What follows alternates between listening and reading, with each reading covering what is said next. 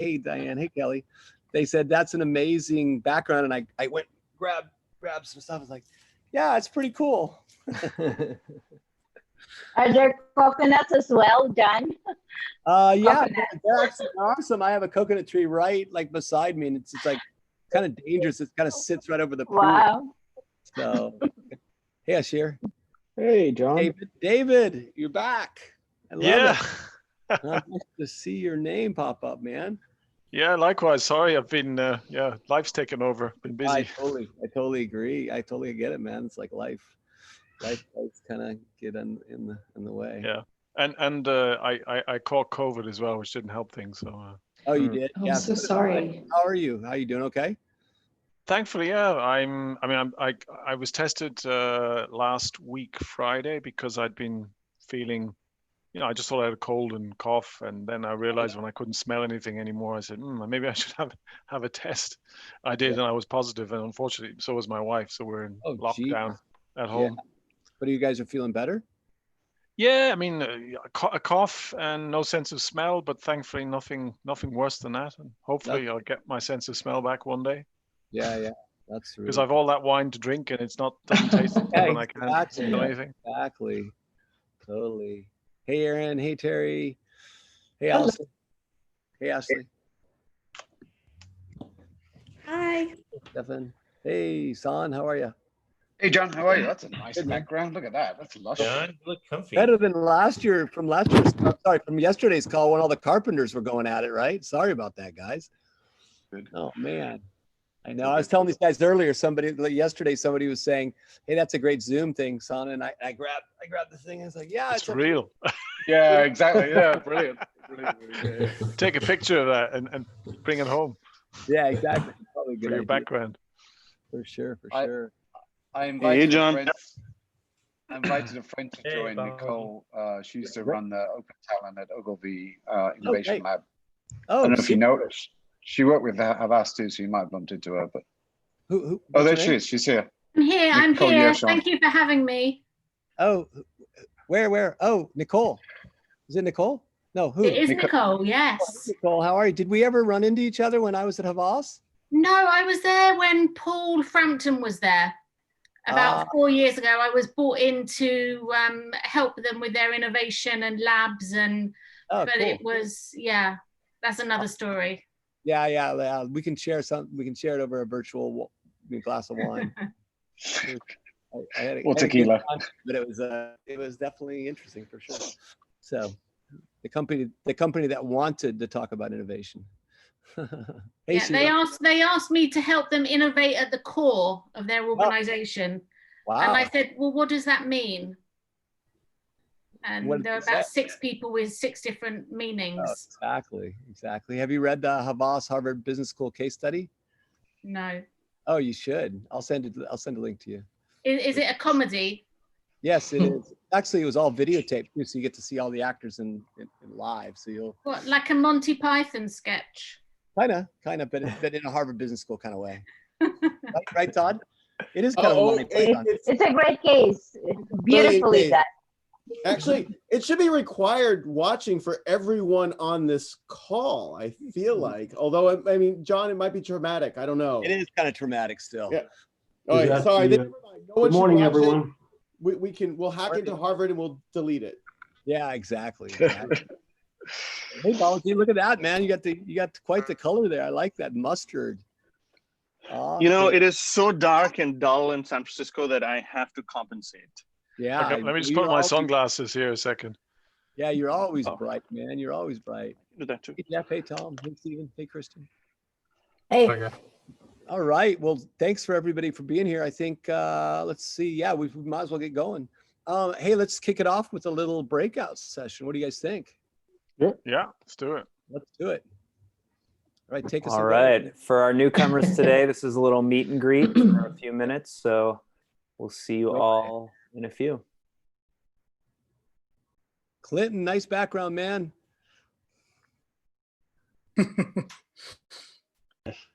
Thank you. Yeah, well, good to have everybody here. I hope that was really good for everybody. And I just want to jump into some announcements. So obviously in the States here, it's Thanksgiving on the 26th. So we're going to skip a week. Hope that's cool with everybody. And then the week after, we'll be on the 3rd, we'll be doing the normal time, 10 to 11 Mountain Time. And then I'm really excited on the 12th, we're going to have a special guest, Jesse Arundel from Commonwealth Bank. And he's actually one of the collective members. And, but unfortunately, because of the time we have these things, it's just it doesn't really work out. But Com Bank is seen as one of the most innovative banks in Australia. And I know, Jen and Kareem are doing a couple case studies on them right now. One of the stories, and I'll let Jesse tell the main part of the story, but I was just totally blown away. Essentially, Jesse told me the story of Com Bank had worked with a couple of the platforms to create a prototype app that allowed for business lending to happen in 15 minutes through, a bunch of AI and really easy access. And then essentially when COVID happened, at the time, Commonwealth Bank was a third and a distant third bank in business lending. When COVID happened, they were able to deploy that and get approval for the government, with that, because the government had essentially decided to release a lot of money and do kind of non-recourse loans. And as Jesse told me, in about a month and a half period, Commonwealth Bank captured 80% of the banking in this category because of reducing the friction for business owners to get loans. So went from a distant third to overwhelmingly number one. And I think that's kind of the power of what we're all working on, right? Using new talent to get things done very quickly and deploy it and prototype and get stuff out. So anyway, I'm really looking forward to that. So we're going to change that call to 3 to 4. It'll be in the afternoon, just so Jesse can come, and hopefully the rest of our friends down under, like Sarah, Tang, and the freelancer crew will be able to join as well, and maybe make it easier for some of the Asian crew as well. So I look forward to it. Hey, so today I wanted to just start off with Gretta. Is Gretta on the call? Yes, I am. Hi, hey, Joe. Gretta, how are you? So Gretta, I don't know how many people got a chance to go to the panel last week that Gretta ran at Oxford. It was really great. Gretta, I wanted to just give you an opportunity to do a little recap of what you learned and what, the conversation and all those kind of things. Sure, I can give like some high-level overview of some things we talked about. So we had a panel last week at a seminar. It's called Leadership in Extraordinary Times. It's like the key seminar that Saïd Business School, University of Oxford is running at the moment, and we talked about the future of work. It got branded as the future of recruitment, but we mostly spoke about open talent. We had Paul Estes, John Healy, Adam Ozimek from Upwork, Michael Kearns from Verticent, and Janine Ledger from Deloitte as part of the panel. And on the backside afterwards, we also had Balaji present for a bit. And the audience was quite broad, so we had to introduce the idea of open talent and platforms and then quickly go deep. So that was kind of the structure of the panel. So we talked a bit about, what is it that platforms provide compared to some of the incumbents in this space of staffing and consultancy. And we talked about speed, the global reach, and the talents that you're available to tap into. So it gives tremendous flexibility to companies on the demand side. And I'm actually writing a paper about that, how we can conceptualize and capture the types of flexibility that are provided. More about that at some later point. Paul tapped into, what is the responsibility for firms? And he said, embracing a gig mindset is as important as embracing the internet and the mobile revolution. You cannot do without. You have to go beyond the location bias that goes into hiring. And you actually have a responsibility to bring the diversity that is in this on-demand workforce, the gig workforce, and bring it into your organization. So I really like those points he made. Janine was incredible. She gave a bit of insight in how Deloitte is leveraging talent and really emphasizing the seamless experience that it has to be for for teams and projects inside your organization to tap into that on-demand talent and to really be able to bring in external expertise and speed up and be able to do projects you wouldn't have been able to do in a way before. Michael, a quote I wrote down: "True management is being a leader to set goals and measure progress and outcomes. This is independent of being on-site or remote." I love that one. He told us how Verticent is leveraging blended work teams where you have like permanent staff, some open talent from platforms, talent they work with directly, and how you quickly can compose teams and to create the teams you need rather than the teams you have. I really liked what he said there. And yeah, moving on to part 2, where we focused on, the potential of AI and imagine people with jobs. And we had Adam Ozimek giving a nice overview of what algorithms are good for. We talked about trade-offs between, availability and fit in terms of skill sets.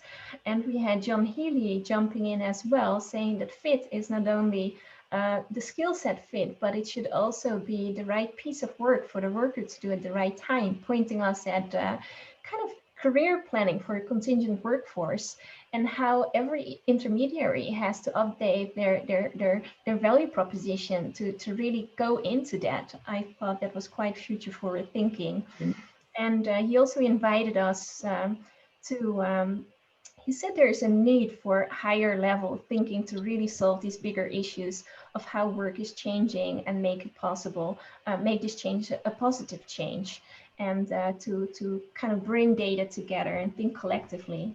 And then kind of started at the end of the panel and went to the green room. We had a closed session afterwards, was this discussion about these new types of models that are emerging in terms of platform business models, where Paul said we need to think beyond these traditional online labor platforms and staffing intermediaries.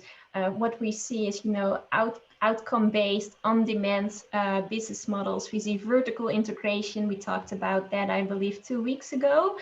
And what you also see is this trend of putting expert gig workers into products, and how this vertical integration, how that's tailored towards that. So what you see is this on-demand talent is being leveraged in multiple ways. And it's not only like the intermediary space, it goes much wider. So yeah, that's kind of an overview what we spoke about. I really enjoyed hosting the panel and have such expert people together in this virtual space and bringing them to an audience. We had over 2,500 viewers live from all areas of the world, from Azerbaijan, India, Dubai, Malaysia. We had some from Texas, Germany, a lot of former MBAs on the call. So we had big reach there.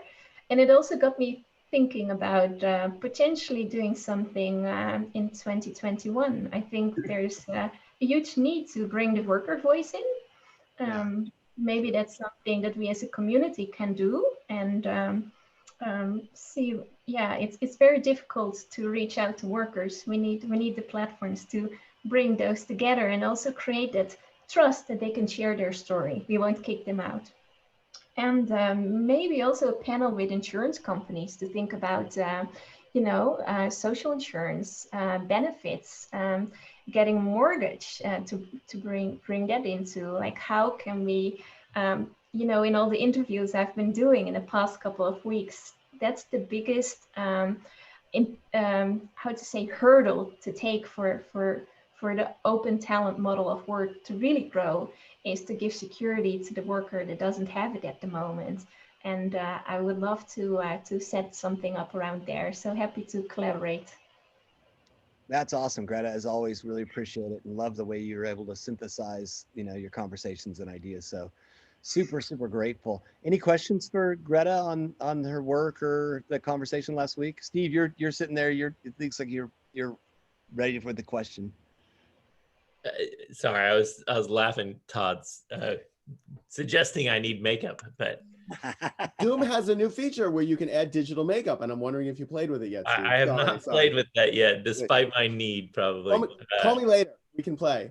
You know, this has been a wild week. You know, I just posted, I think Mike should show his Topcoder video that they posted at their really cool awards thing that they did this last week. But man, I got to meet with Agorize and do a webinar with them, and they're doing some amazing things. I got to talk to OPM, who's starting to really talk about government-wide, how to augment their workforce with open talent.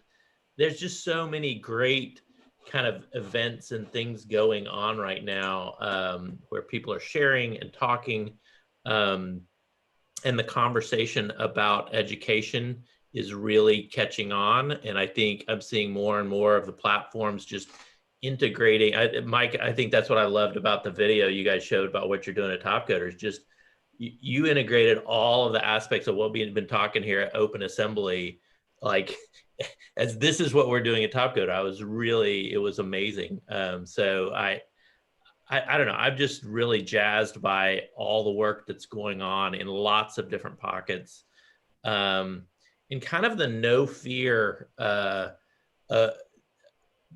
way of doing, like, John, when we were on that, I think I said this last time, but when we were on that Omdina demo day, and I'm sitting here watching these crowd members take on global problems without blinking an eye, as if they're going to change the world. And then you see their solutions, and they in fact are making huge progress. Like, where do you see that in the world, where people are taking on real problems in the world? And in my mind, this upskilling, this education, this bringing work to everyone, that's if there were ever a time when that was important in the world, it's right now. And to see what, Gretta, what you put on last week was amazing. That was really, I think, like, you can feel the engine going. So I just have wonderful things to say about everything that's going on, and looking forward to all this. And it's just dawning on me that John may have been calling on some other Steve. No, it was you. It was you. But I mean, that's a great point. Hey, Clinton or Mike, you guys show that video, or send a link to Brandon and he can show it, or what's the best way? How long is that video? How long is the video? Less than 2 minutes. Yeah, let's check it out, man. I'd love to see what you guys. I mean, I remember because I was there, but I'd love for everybody to see it. Okay, cool. Thanks. Host. But I'm not just saying that because there's a frame of video with me in it. That's not why. We know. Make sure you play that version, Clinton. Hey, we believe you, John. Millions wouldn't, but we do. Yeah. Hey, Brandon, it's saying I can't screen share. Oh, there it goes. Hold on. Now I can screen share. Give me 1 second. All right. Let me know when y'all can see my screen. Yeah, Looks good. Cool.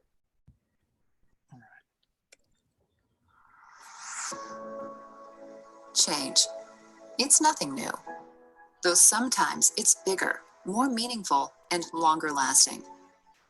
Now is one of those times. Companies worldwide are realizing how their business can not only survive, but thrive with remote workforces. Well beyond cost savings, the impact of this change is much bigger and will improve the lives of hundreds of millions of people. Why? Because open talent models, crowdsourcing, and the gig economy render workplace bias and hiring inequality obsolete, shattering the glass ceiling once and for all. At the core of this change are technology and talent platforms that extend trust and productivity beyond the four walls of your organization. Today, we have tools that prioritize collaboration, security, and communication, regardless of geolocation and irrespective of race, gender, and other traditional barriers to opportunity. Technology bridges talented workers across any digital divide and fosters an environment where highly effective humans work together with all their collective passion, creativity, and grit to get big things done. Whether you realize it yet or not, we've entered a boundaryless era, and it requires your attention. The good news is we started Topcoder 20 years ago. And while we were early, we'll make sure your organization won't be late. The new work model has arrived.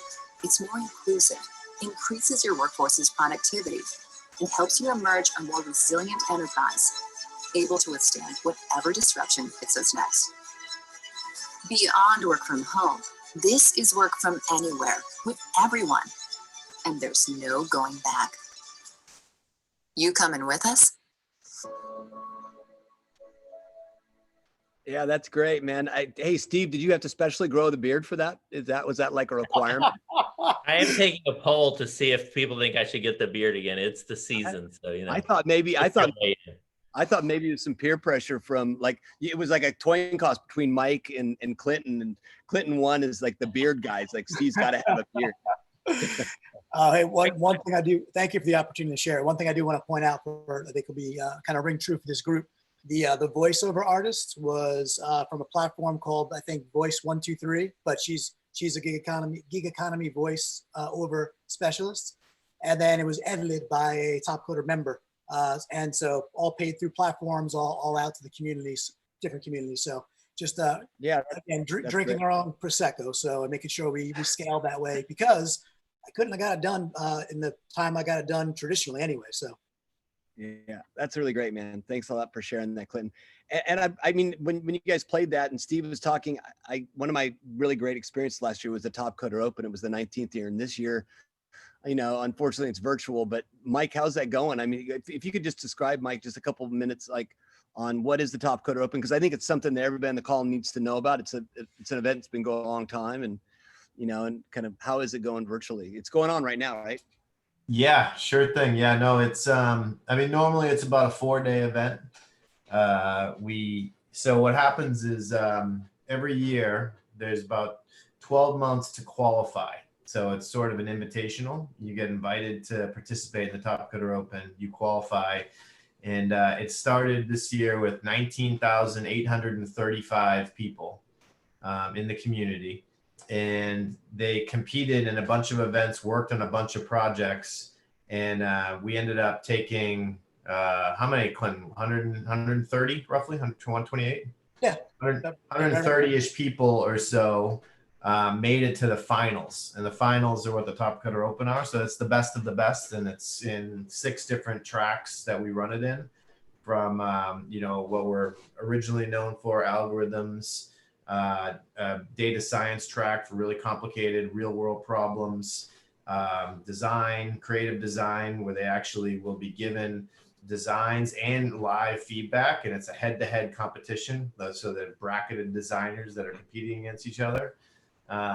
There's even a bug fix one, how quickly and most accurately you can fix bugs, and then of course coding. So there's all these tracks that we run, and we award and recognize the people that do well. I mean, we've been doing this for 20 years, and it's really our investment in the community.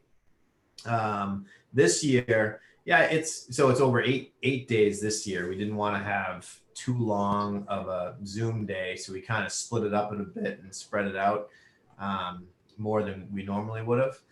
But it's going fine. You know, it's I mean, I think the virtual session it's unique, you know, it's filled with some technical glitches here or there, but it's going well, and members are enjoying it. Ton of creative sessions that our team has put in there. Like we brought back a bunch of the old competitors, old celebrities of Topcoder, some of the old admins. Steve, you would have loved it.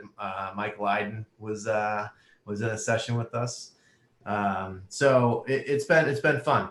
I will say what we were planning on for this year was combining it with Uprisor. Uprisor is what we want to kind of have Uprisor be like, you know, our customer event celebrating the industry more, right? And then Topcoder would be one featured piece of that, right? That, hey, Topcoder Open at Uprisor. And then even look for other platforms. If somebody else wants to try something like this, run a competition at our event. So we might be having the Topcoder Open, and we have the X, Y, and Z competition running at the same time around like an industry event. That was kind of the plan. That got delayed a little bit. So we'll readdress that for 2021. Yeah, 2021. Thanks for sharing, Mike. Mike. But I did want to say congratulations. I think it felt like the video spoke to the entire industry versus just Topcoder, which I think in the way you ended with Topcoder was perfect, but it felt like you were advocating for the whole open talent, agnostic of competitors, which I think was, you took the high road there. And I think all of us appreciate you for that. And you and Clinton as well. Oh, it's a big part of being part of this group that's a big influence on it. Like, you know, this entire group and everything we do as part of OA and the collective is all about the rising tide of the industry. So, well, that's just it. I think that's what I love about OA is like everyone recognizes that all the boats are going to rise, right? I mean, it's all going to be good for everyone. So thanks for showing all that. Yeah, no, it's great. And Greta, I think Mike's comments really highlight the fact that, you know, part of the solution certainly is the tactical, you know, getting insurance and making sure that we do the things we need to do socially, but it's also really uplifting the freelancers, right? And uplifting the workers on these different platforms so we can celebrate them in a really special way. I mean, it feels like there's so much kind of adulation and celebration of traditional business executives, but we need to do that kind of in the freelance market as well, I think. John, cutting out for just me, or? What's that? Oh, was I cutting out? No, we can hear you. Good. Okay. Oh, that was me. Okay, that was just me. My bad. So anyway, I just think that's part of the solution, right? Is like, how do we celebrate the workers and make sure that there's this kind of movement so that people look at it as like, yeah, I want to be a part of that.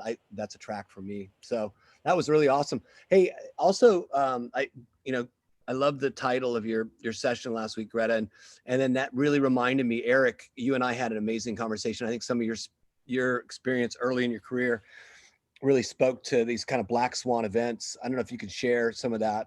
You just had some really interesting points of view. Are you still on the call? Yeah, I'm here. So yeah, what we discussed was that this year, a reminder that these events that we refer to as rare events actually are not as rare as we wish they were. And I would say that any business leader has a fiduciary responsibility at this point to have the ability to react to crises, whatever form they might take, as fundamental to their business model. And that can be either a roadblock or a board, depending on how you approach it. So it needs of this is understand trajectory that 10 years less, and it can either be and those companies that actively sit in an agile way and think in terms of new offerings are going to be those that are the leaders in the subsequent years. And that's, of course, where agile talent and open talent comes in, is the ability to quickly say, okay, obviously the world just changed beneath our feet, but we're going to take this as an opportunity, and we're going to basically, use the fact that we now have an open playbook to deal with, to do the things that maybe we were unable to do during more normal circumstances. The reasons I've on events as a statistician is precisely, even though the event is often terrible, the fact is that often are moments of truth in unleashing new techniques of thinking, precisely because they the prior way of doing things. As they say, opportunity. And I is an example of you just have to happen, every 8 years maximum. It's part of when you look at your plans, you have to ask yourself when the next, whatever form it might take, how are we prepared in terms of fostering optionality and taking a networked approach, which John also discussed, and which is another reason I love OA, is that part of a network we are able to and execute them quickly together. The difference between a crisis being a road or a spring when it does inevitably come. I could go on all day about this. I will stop at that.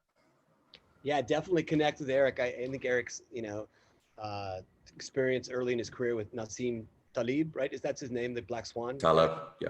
Yeah, Taleb, yeah, sorry. It's really, really fascinating. And I think it's just really worth connecting with Eric to talk about these kind of bigger implications. I really enjoyed that. We've got a podcast coming up in a week or so. So I'll make sure everybody gets that in the interview with Eric. That idea of networking is super important. And so Kareem and Jin and I are working on a book and a book proposal right now, and really thinking about it, not in the context of open talent, but what conditions inside companies need, how do they need to change? How do we create it, an evolution, not a revolution, so that we don't want to scare people. I think that's one of the big issues, right? People are so scared, and their identity is threatened by new business models. So one of the ideas we've been really leaning into is a network organization versus kind of a traditional linear organization, and how do we do that? And so Jeff, thanks a lot for all the great information you provided. If you haven't had a chance, like Jeff, I think early on, when was that case study written, Jeff, that you shared with me? The case study was 2014, and I think Mike might have updated it in 2016. Yeah. So Mike Tushman wrote a really great case study on NASA's journey to open talent, and obviously featuring Jeff, because Jeff's like he's the godfather of all of us here on this call. It's so awesome. And but I would really recommend anybody who kind of wants to see the way that an incumbent organization builds things out, and the trials and tribulations, to check out the HBS case study. So I don't know, maybe Brandon, you could throw that in the in the chat. That would be really great as well. We'll do. So awesome. So I'd love to go to kind of working groups and CTW, but before we start that, had a super great conversation with Alistair and Eric and San, and just kind of thinking about how do we make this, how do we make this group exponential? Like, how do we get more and more people involved, and how do we create a bigger movement? And San, I don't know if you want to talk a little bit. I got super excited about all the thinking that you guys have been doing on the business model side of things, and obviously a lot more to do. But I think what's wonderful is we're having this conversation and super open to, building things that are exponential and can grow extremely fast, and really support the efforts of everybody on the call. So I don't know, Eric's San. Yeah, I think we're close to being able to share, I think, with the community, the prototype. But just as just to kind of frame it, we're looking at sort of a two-step model, which will help both with scale and reputation. And I think also we're looking at scale essentially in terms of incentivizing all stakeholders to participate in a model that does that. So we're doing some mapping over the next week or so, and then we'll share back with the community. But yeah, it's definitely. I feel like it's a model that's rightfully innovative for the proposition that we have for the marketplace. And I love it. I mean, I think that's part of the issue, right? We need to create new models to go forward. We need to show the way ourselves. We need to walk the walk and be able to really think about things. I think one of the things that and I'm sure somebody on the call is way smarter than me. Everybody on the call is way smarter than me. But San and Eric and Alistair and I were talking about a lot of blockchain stuff. Is anybody? I know Dave Messenger shared that kind of universal ID stuff. And Mike, some of your team's done a lot of work in blockchain, but I would love to kind of get a conversation with somebody who really understands that. So if anybody has a great resource that can take something as powerful as blockchain and as esoteric and put it in kind of layman's terms, so I can kind of get into this small brain of mine, it would be really, really awesome. So any thoughts? Shoot me a note or put it in the oh, here we go. Yeah, here's some. It's a Topcoder are the best. So anyway, anybody has any ideas? Would love to spend some time researching that and thinking about it. Yeah, if I may offer a thought too, the open talent platform that I recently invested in is using a layer blockchain technology to and applied smart contracts technology to manage payments and project milestone execution and exchange of files, all in a decentralized blockchain model. I actually connected some of the folks from Topcoder with the founder of the company, but could certainly bring some more information to the group on that. That'd be awesome, Stephanie. I'd love that. I think that's super, super great. And anything we can do to kind of collectively get smart. If we can create, I love this idea. If we can create mechanisms, both, in Open Assembly, the for-profit organization, and then CTW that's contemplated to be the 501c6, that we can create ways so that, again, like Mike said earlier, that it's the high tide that floats all boats, that everybody can win and everybody has opportunities to do the work they want to do be able to participate in the way they want to do, the way they want to participate. I'm really, really stoked for that. And I think part of the solution is, and one of the things we talked a lot about, and Mary and Sheila really brought it up, and I think that was such a great call on Monday as well, is just, this open XO, what those guys have been doing, really, really interesting. So check out their model and see what they're doing as well. It's really cool to see them take core philosophies of a book and then really scale a bunch of folks around to be coaches and teachers and help people with a really common language. And I think that's super, super important. So again, thanks for all the good comments here on the side of things. So let's just maybe we should just run through some of the updates on what's happening, and then just jump into anybody has any other kind of things they want to talk about. Let me see here. Sorry, a little lost here on the thing. Hey, Brian, what's happening? I know you and I are going to have a chance to talk this afternoon, but any thoughts on the accreditation side of things? Is Brian still on? I don't know if Brian's still on or not. Okay. Hey, Balaji, we haven't heard from you. You've been awful quiet. What's your take on everything? And I wish I had spent more time on the work streams, John. I should. It's just been a little busy right now, so yeah. Don't have an update as of now.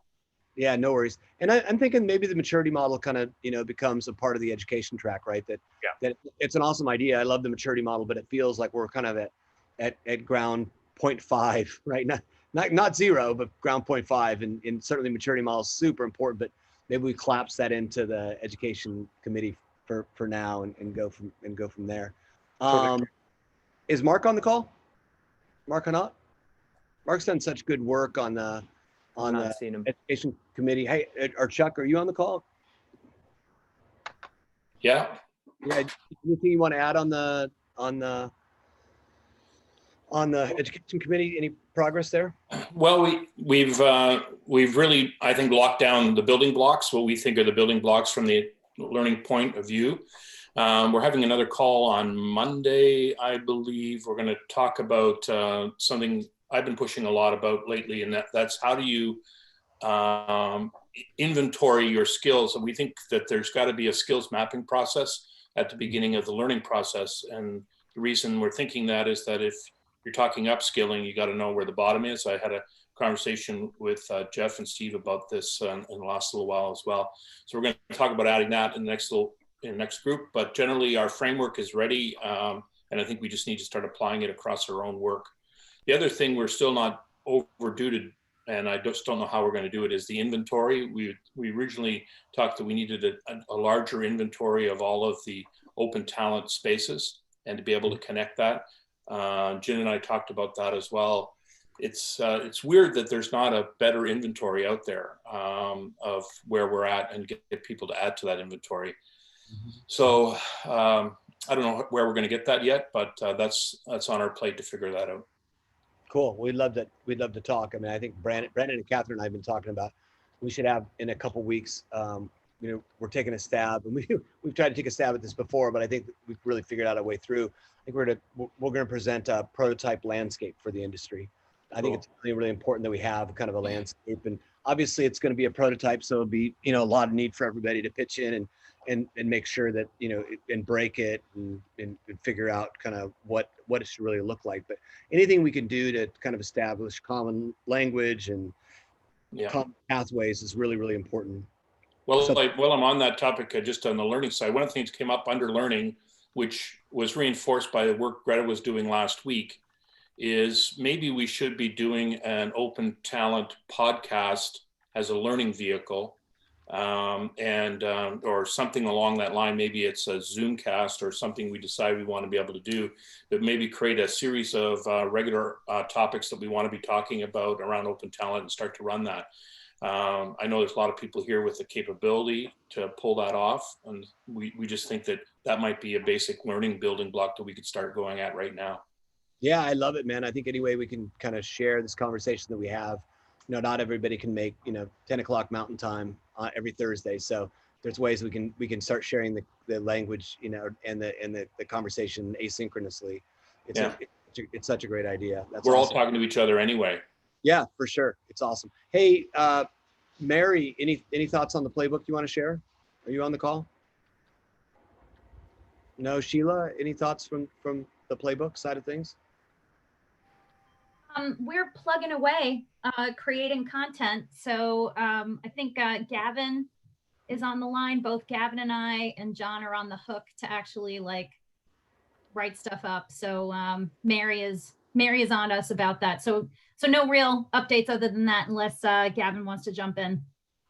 Gavin, yeah, not really much more to add, Sheila. Just we're all just trying to make things happen and meet up on a regular basis, and we're hoping to have something a bit more tangible for kind of early next week.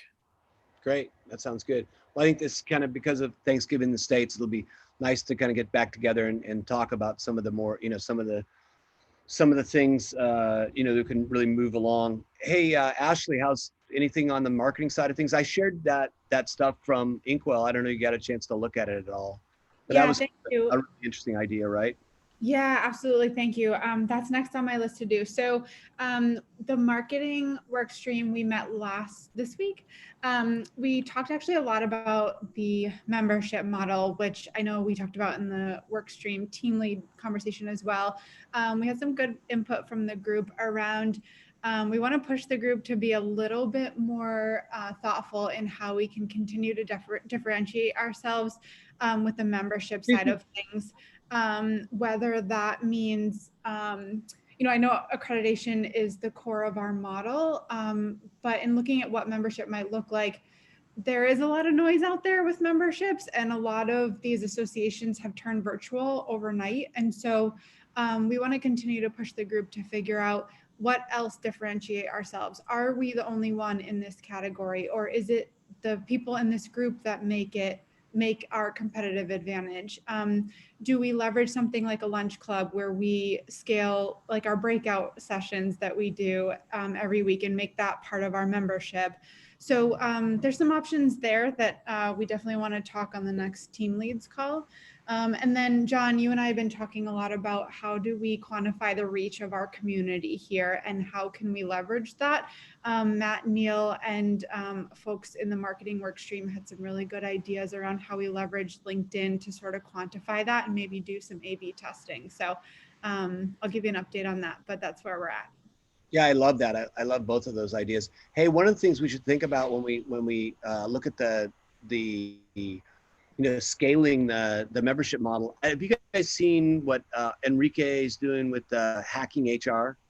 He's essentially created this decentralized like packet where he's allowed anybody to start a chapter, anywhere in the world. And I haven't talked to him since COVID started, but I know pre-COVID he was having people run these little sessions about, with his playbook just on, how to, like what's happening locally in Buenos Aires or in Shanghai. And it seemed like it's created a lot of scale for that philosophy of hacking HR.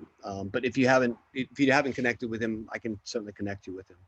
So, well, good. Well, hey, we got about 10 minutes left. Any thoughts? I kind of reflect on the last week. I had some really, like I said, some amazing conversations. I had a great, conversation with Barry Matthews, who's on the call. Barry, you still on? Yes, John, I'm here. Yeah. One of the things I was super inspired by is the work and the company that you built around, creating momentum in helping companies learn outsourcing, a decade ago, and your view, and that you were so bullish on open talent and seeing that as the same thing. I would love for you to share that and in kind of the vision of your new company, but also kind of, what you think maybe some of the strategic things we should watch out for or pay attention to from your point of view, kind of coming through that whole onboarding outsourcing opportunities to big companies. So. Yeah, no worries. Thanks. So we're sort of coming at it from a outsourcing commercial perspective rather than just from an HR perspective. So we set up a new consulting business called Resource, and we launched it on the 1st of October. And the concept is to help enterprise organizations to access open talent at scale. We all know that many of them have been sort of playing tactically and doing different things, but they haven't really had the strategy right to really do the change management, the operating model, the business case, really understand how to change their MSP models, their outsourcing models, and their FTE models to access open talent at scale. So that's what we started doing. We're sort of, what are we now, six weeks in, something like that. Going really well. We have just onboarded our, I think, third or fourth customer, which is great. So it's progressing really well. And we're finding, it's been really interesting actually, some of the service providers that we've worked with for many years, like big outsourcing organizations like the big Indian players, the TCSs and Infosys and HCLs and Wipros of the world, haven't really embraced open talent, apart from, of course, the Wipro and Topcoder, which is slightly different, but haven't really embraced open talent to access skills at scale. And because they employ hundreds of thousands of people in traditional models, we're finding some really significant business cases in how they could access AI talent and ML talent and quantum talent, as well as just software development and testing. So we're helping them to rethink how they provide talent to their customers. So it's been a really interesting start. It's sort of, there's so many things happening, as everybody else has said. It's so exciting, which is great. And no, we're sort of doing our best, one customer at a time in the UK. And it's been fantastic to be part of this group. So thank you for sharing. And those people that I've chatted to have been incredibly collaborative and helpful, which has been brilliant. But we'll sort of watch this space. That's awesome. Thanks, Barry. I really encourage you to connect with Sheila and Mary and Gavin on building out the playbook. I think that would be super. Your point of view would really be helpful to create that. So yeah, thanks for doing Barry, that. I'm just reaching out to you on LinkedIn. So great, thank you. Consider yourself roped in. Okay. Awesome. Hey, who else has got stuff? We've got a few more minutes. I'd love to hear from anybody who's got anything that's happening or reflect on this conversation today or anything else. I met Steve later. I thought it was really great, to kind of hear you reflect on what you've experienced the last few weeks and all the positivity and momentum. It certainly seems to be aligned with what Barry's seeing and what Eric saw and certainly with Mike and Clinton. So, but I'd love to hear from anybody else that's hearing, good things and bad things out there.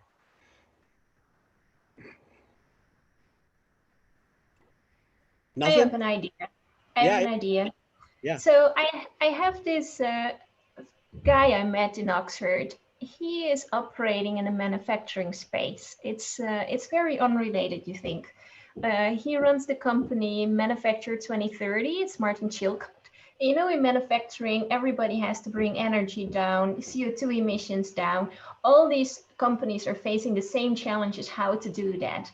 And he created this platform where people can say, they can post how they implement like innovations and see like what benefit it has been, what value it has been. And he's an amazing guy. I think we should invite him to tell like how he built his platform for companies to share that.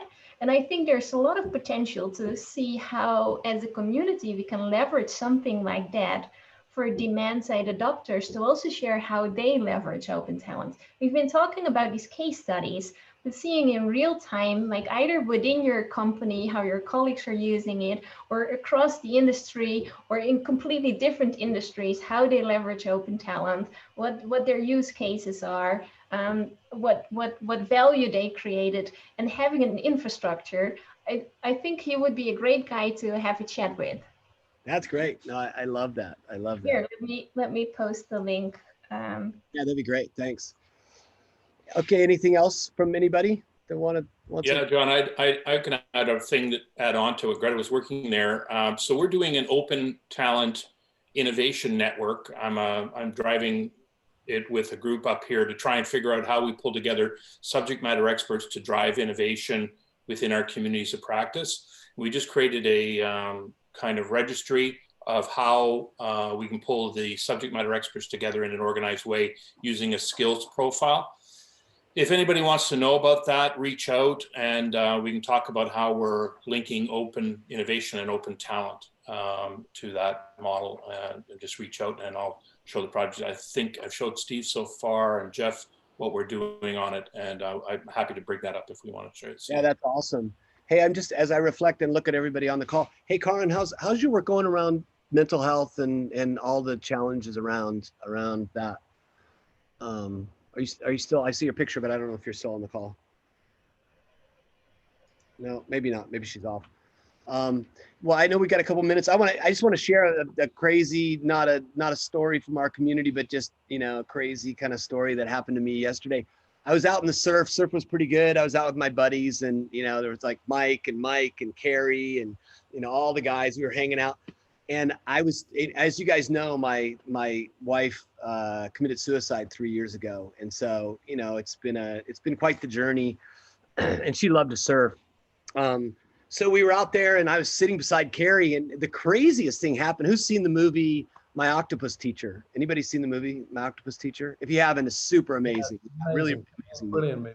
Yeah. So anyway, literally like 20 feet away, this thing on a really calm day popped up, and it looked like a octopus, but it was a lobster. It was about this long, and the lobster swam over and sat in my hand. It was the craziest thing. And I tried to put it on my surfboard, and it crawled into my other hand, and it sat there for a while. It was like maybe 6 or 7 minutes. It just kind of walked on my arm, and, you know, and Carrie and I had just been talking about Bridget, my wife. And so I gave it to Carrie. Carrie, like, it wouldn't leave Carrie either. It was kind of hanging out.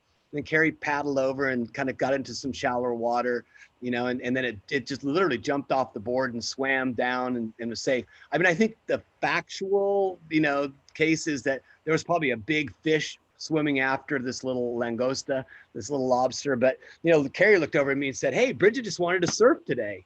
And I thought that was just so great. And you know, just really, really made my day. And, you know, just, I think it's important when we do this work to really think about the positivity and the love of this group. You know, it's all about being a community and helping each other along and being a part of something greater than us. So that's what I love about you guys, and just really, really honored to be a part of this group, and super, super psyched every time we talk, that, you know, I learn a lot and feel so inspired and honored, and just, you know, it feels like I get to come to this super cool surf break once a week and do these super amazing things together as a group. So thanks so much, and have a great Thanksgiving. I'm super grateful for you guys, and really enjoy the time. I know it's going to be limited this year because of all the COVID stuff, but just lean into those who you're around and be grateful. And we'll be back here on the 3rd. So anything you need from me in the meantime, just make sure you shoot me a note. But love you guys. Thank you so much for sharing that. Have a wonderful Thanksgiving, everyone. Yes, happy Thanksgiving, everyone. An awesome story, John. Thank you so much. I believe. Thank you for sharing, John. Peace and love. Cool. Bye, everyone. Thanks for that, John. Bye, everyone.